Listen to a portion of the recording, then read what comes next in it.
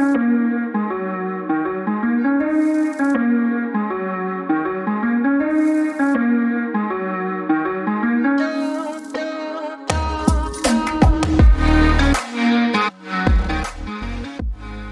guys, welcome back to another episode of Dynasty After Dark. I'm your host, Calvin Timms. You can find me over on Twitter at TDC_Calvin. And I've got another bonus episode for you guys today. And if you're joining me here today, you'll notice it is a Tuesday when I'm putting out this bonus episode. And I just wanted to let you guys know the situation. So yesterday we talked about the quarterback recap for the combine, updated rankings, everything like that. Tomorrow, we're going to have one of the two skill positions, either running back or wide receiver. We're actually going to have a guest on for it, so I'm pretty excited about that. But he wasn't able to make Monday work, so we weren't able to get a video recorded in time for Tuesday. So I'm going to be putting out a bonus episode today, and then we're going to have the skill positions tomorrow with him. And then Friday, I'm going to be coming out with a mock draft with Dale that we both kind of did for the actual NFL draft. So we've got that coming on Friday. We actually just finished recording that one. Didn't want to put it out here yet until we kind of went through some of the combine numbers and things like that. So wanted to be more authentic in our timing with that. So we did record that a little bit early here today, but yeah, that'll be coming out on Friday. So hopefully you guys understand, but yeah, let us know over on Twitter, on YouTube, if there's anything else you guys are wanting to see here in the next couple weeks. I'm excited for next week. It's going to be free agency and there's going to be a lot of movement. There's already some, Derek Carr just signed today with New Orleans Saints. So that's pretty big there.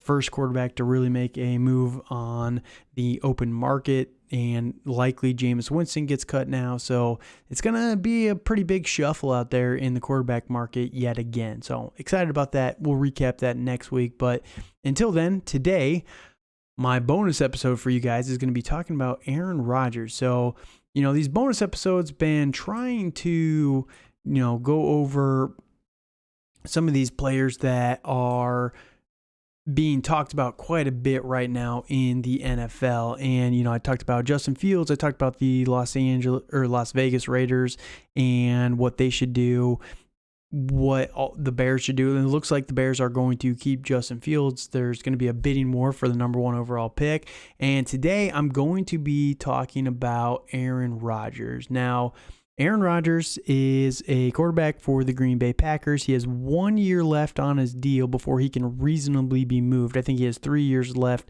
total on his contract with the Green Bay Packers. But Aaron Rodgers is one of the most controversial players every single offseason. It's hilarious to me how this guy sat there and watched Brett Favre do this for years. Oh, I'm going to retire. Oh, I'm not going to retire. Oh, I'm going to retire. Oh, yeah, I've decided to come back. And he openly came out early in his career and said, I'm never going to be that way. I hate that he's doing this stuff. And now in his late 30s, he's doing the exact same thing. So it's just irony. It never ceases to amaze me, but it is what it is. So Aaron Rodgers is not going to be a Green Bay Packer this upcoming season, in my opinion. There's a report that came out today following the combine that the Green Bay Packers are ready and hoping that he wants to move on and go to a new team. It feels like Aaron Rodgers is mentally preparing himself, or mentally preparing the public for him to go to a new team. If you look at what they were able to do last season, it really wasn't that great.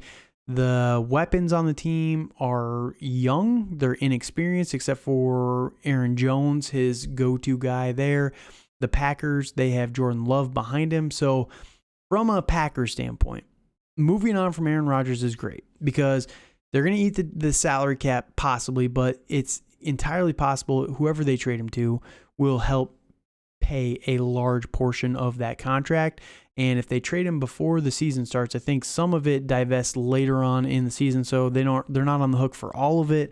So there's some cap management tricks there. If they don't move on from him, his salary is $50 million against the cap. So that's just a massive roadblock for the Green Bay Packers. They're not going to be able to add anybody really in free agency. They're going to have to do a lot of the cap gymnastics to get under the cap because I think they're already negative as of right now, and adding $50 million on top of that would not help at all. But then you look at the weapons and what they have behind Aaron Rodgers. Jordan Love is going into year 4 right now, and I think that he really needs to have a chance to show what he can do. And Aaron Rodgers was the back-to-back MVP in 2020 and 2021. So there was really never a good chance for Jordan Love to get out there. And if you look at Jordan Love as a prospect, everyone loved him as an upside player. They said he was kind of raw. He had a lot of tools and he needed to develop. Came out, wasn't the best his rookie year. All the training camp videos, all that stuff. He was the number 3 quarterback on the roster for pretty much that whole season. In year number 2, he comes out during the COVID game where Aaron Rodgers has toe COVID and, doesn't really get to show much of his skill set because his only game that he really played much of anything that year was against the Kansas City Chiefs, and he got blitzed I think it was about 50% of snaps roughly, and it was just nuts how many times they pressured him in that game. Also didn't have Devontae Adams. Also got activated to be the starter on a Friday when they played on a Sunday. So he just got absolutely shafted in his one game. Now he comes into 2022, has one game where he has 20% of snaps, played a few drives for the team against Philadelphia, which is a good defense there, and played pretty well on those couple of drives. 6 of 9 for 113, and 1. So pretty good stats there. And the Green Bay Packers have to make a decision on him. If he doesn't start this year, they don't know what they need to do with his 5th-year option. So from the Green Bay Packers side, they need to move on from Aaron Rodgers. 1, from a money standpoint, long-term. 2, I think Aaron Rodgers is the type of person who just rubs people the wrong way if you're around him for a very, very long period of time. You've kind of gotten that vibe from a lot of ex-teammates and things. There's guys that really like him, just like everyone in the world. There's people that like all types of people out there, right? And there's not to say there's anything wrong or anything right with that, but it seems like on the whole, Aaron Rodgers rubs people more negatively than positively. And, if that's the case, maybe they're ready to just move on, start fresh with someone new. They could utilize those picks wherever they send them to help rebuild this team, and then they get a chance to see what Jordan Love has as a starter. Because if Jordan Love's not the guy, they need to know that going into 2023 so they can draft a guy. I think Jordan Love will be pretty good, but I liked Jordan Love a lot coming out, so I'm a little bit biased there. So that said, let's go to Aaron Rodgers' side. Aaron Rodgers, I don't think he needs to come back here. Again, I think the fan base is getting a little bit sick of him, having gone through Brett Favre for all those years of, I'm going to retire, I'm not going to retire, making himself the center of every single offseason. All I see on Twitter is just people complaining like, dude, can we not do this again for another season? And, you look at what he was able to do for most of his career. He's been an elite quarterback for a long, long time. The only years where he wasn't a top 10 fantasy quarterback are the years that he got injured, right? Until last year. And what was different between last year and all those other years? Their team fell apart. Their offensive line was terrible. They didn't have a lot of their starters on offensive line. They ran into salary cap issues, and he's partly to blame for this. This is what happens when you want $50 million a year for a couple years there. It really just, on a short contract, it just makes it very hard to manipulate the salary cap around that contract. And, they traded away Devontae Adams. Aaron Rodgers had no synergy, didn't go to training camp with a lot of the young guys, and it just kind of all fell apart. And Aaron Rodgers has not been the guy who wants to show up and do all the offseason stuff every single year with the Packers for a while now. And I think that he's ready to move on mentally. He went through that darkness cleanse and all that stuff, but I think that he's just ready to go. I think the team is ready to move on from him, and I think that in his mind, he's going to look at it as, I get to stamp my legacy by going to a new team and making them better and making them a contender. And that said, I believe that Aaron Rodgers is going to be a New York Jet just because that team needs a guy so badly. I know that they were all in on Derek Carr, but he signed with the Saints today, and that eliminates him from contention there. But you go to the New York Jets, right? This team is just hammering for a quarterback. They've wanted a quarterback for years now. Aaron Rodgers is a future Hall of Famer. No doubt about it. No questions asked. He's going to be a Hall of Fame quarterback going forward. You look at the talent of the skilled players on this team. Offensive line needs a little bit of help, but they've been putting a lot of resources into that offensive line over the last couple of years, and I believe that they're very, very close. And I think someone like Aaron Rodgers can overcome a little bit of those deficiencies on that offensive line. Now, you look at the other players on this team. You got Breece Hall, Michael Carter as your running back duo. Solid group of guys there. Breece Hall coming off the ACL tear. Maybe he's going to start the season a little bit slower, but Michael Carter with Aaron Rodgers, we've seen what Aaron Rodgers can do with a smaller kind of running back who's a little bit more explosive, good with his hands, in Aaron Jones. Michael Carter could be that guy for him. And Breece Hall is the ultimate player. He's a very, very all-around, well-suited player for this team.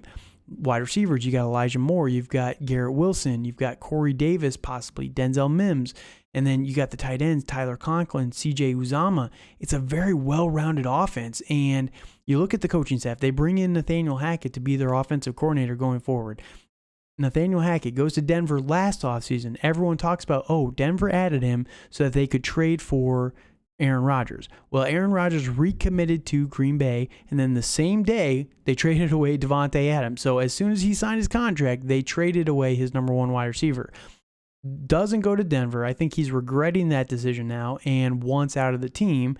So he's going to go pair up with his buddy, Nathaniel Hackett, on a team that needs a quarterback. And I just think it all makes too much sense. And then you look at the guy, Zach Wilson, the quarterback that everyone loves to hate right now. And Zach Wilson, it's not his fault he was drafted number 2 overall. It's not his fault that they haven't been able to develop him correctly. I think Zach Wilson has a lot of talent still left. I do believe that he is a good quarterback. He just has a lot of mental mistakes right now. And you bring in Aaron Rodgers to mentor Zach Wilson. Aaron Rodgers at this point in his career is over the whole, I'm not going to mentor somebody, because he knows he only has 1 to 2 years left in his career. He's thought about retiring for 3 years now, and he knows he's coming to the end. So Zach Wilson is known for, Aaron Rodgers is his favorite player growing up, and I think he's continued that. There's always the rumors about that when they played each other. I think it was this year it was this year, week 6. Those two just had a nonstop conversation on the side of the field.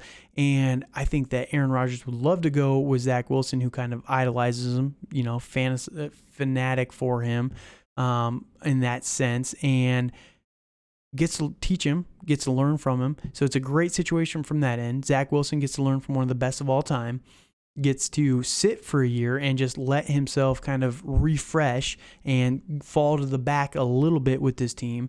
And the Jets get a Hall of Fame quarterback to take this team to the next level, take them to the playoffs, make a potential run in a strong AFC. And Aaron Rodgers is the type of egomaniac type of personality who, I think he likes a good challenge. And you put him in the AFC with Josh Allen, all these young guns, right?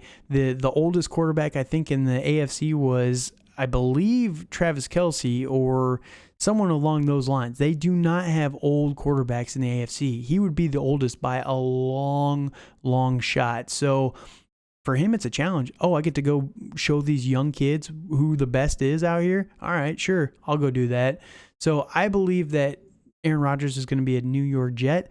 I'm excited for that. I think that it's going to be a great situation there. So that said, I think it's going to happen. Trade details, I'm predicting it's probably going to be a first and like a second round pick, maybe the second round in this year's draft class, and then a first in 2024. Makes a lot of sense, again, with the Green Bay Packers having a few salary cap issues there that they'd want to push for the 2024 pick. Also gives them more ammunition if they do stink this year with Jordan Love.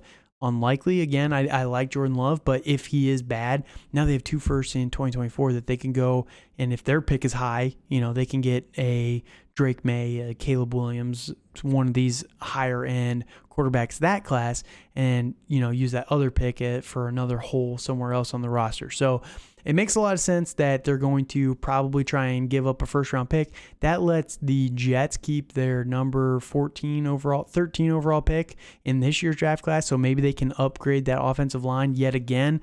And yeah, I just think that this makes too much sense for all parties involved, especially after Derek Carr got signed to the Saints earlier today. So let me know your thoughts over on Twitter. If you can, while you're listening to this bonus podcast, leave a like, comment, and subscription for the podcast anywhere that you're following it, Spotify, Google, Apple, YouTube, wherever you're there. Just if you can, leave a thumbs up, review. It just helps with the algorithm. And we're trying to grow the podcast, trying to get it out there to more people. It's always fun to me to just talk non-fantasy related stuff sometimes. And this does have pretty massive fantasy implications. If he does go to the New York Jets, like I said, I think that Michael Carter takes a step up until Breece Hall is fully healthy. Once Breece is healthy, I think he's going to be a top 5 running back at that point on. Garrett Wilson, I think, is going to be a top 10 wide receiver. I think Elijah Moore could be relevant again finally. And I think that Tyler Conklin and CJ Uzomah could even be pretty productive from a fantasy standpoint as well. So definitely from a fantasy perspective, a lot of upside with him going to the New York Jets. We should all hope for that. And it could save Zach Wilson's career long term. So again, let me know your thoughts on this video. If you guys liked it and you like this kind of content, shoot a comment over on YouTube. That's all I'm asking. I know we have some pretty dedicated listeners who listen to a lot of the podcast. If you can, please leave a comment down below. I know it takes like 10 seconds. I don't even care what it says. Like, you can say LOL. Doesn't matter. Any comment just helps with the algorithm. So if you can, please just leave something down below. I would appreciate it. But again, we're trying to grow the podcast. Tell the podcast to one of your friends. Tomorrow, we're going to be coming out with a guest on more of the content of the combine recap, skill position, player updates, and everything like that. So I'm excited to get into that. And there was some decent changes at both skill positions between running back and wide receiver. So we're going to bring you guys up to speed on that after the combine and share our thoughts on those guys as well. So thank you guys for listening. Find me over on Twitter again at TDC_Calvin. Find my co-host Dale on Twitter at Dynasty_Dale. He'll be back for tomorrow's podcast and the mock draft later this week. So go follow us over there. Hit us up with any questions. And I'm going to do a quick shout out. If you want some dedicated roster advice this summer, hit me up on Twitter, and I'd be happy to walk you through changes that I would do for your team. I'd give you some personalized consultations on your rosters, free of charge, completely free of charge. I'm not asking for anything. And if you're okay with it, we might do a couple of these recaps on the actual podcast, if you guys are okay. And if you don't want to share your team and the potential advice, we'll keep it in the DMs and keep it on the down low for everybody. So if you're interested, hit me up on Twitter, and I'd be happy to walk through your roster with you, any rosters that you got going into the offseason. So thank you guys so much for joining me. Have a good night.